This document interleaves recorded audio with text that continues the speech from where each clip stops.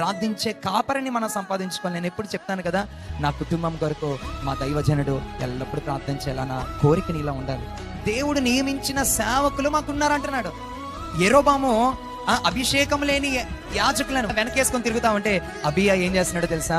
అభిషేకంతో కూడిన సేవకులను పెట్టుకొని ధైర్యంగా యుద్ధానికి వెళ్తున్నాడు. ప్రియులారా, హల్లెలూయా. దేవుని నియమించిన సేవకులు లేదంటే కాపరులు ఎప్పుడు ఏం చెప్తారో తెలుసా? వారు ధనాపేక్ష కలిగి జీవించరు. విశ్వాసుల యొక్క మంచి వారు కోరుతారు.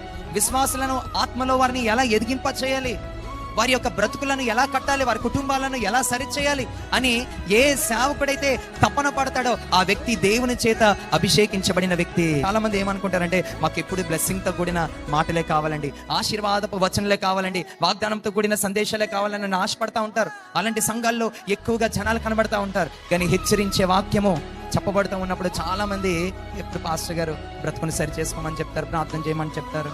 ఇందుకయ్యా బాబు, ఈ సంఘానికి వెళ్దాం, ఇంకో సంఘానికి వెళ్ళిపోదాం, వెళ్తే పరలోక రాజ్యంగా వెళ్దాం. ఏ దైవజనుడైతే హెచ్చరిస్తున్నాడో నీ బ్రతుకుని కట్టే వాక్యము ఎక్కడైతే బోధించబడుతుందో ఆ సంఘానికి వెళ్ళిపో, నువ్వు దీవించబడతావు. మన ఫైనల్ డెస్టినేషన్ ఏంటో తెలుసా? మనం అందరం కలిసి పరలోక రాజ్యానికి చేరాలి. అలాంటి సేవకులు మనకి కావాలి, అలాంటి యాజకులు మనకి కావాలి. నీ యొక్క ఆత్మీయ జీవితాన్ని భ్రష్టత్వంలోకి తీసుకెళ్లే సేవకులు మనకు వద్దయ్యా.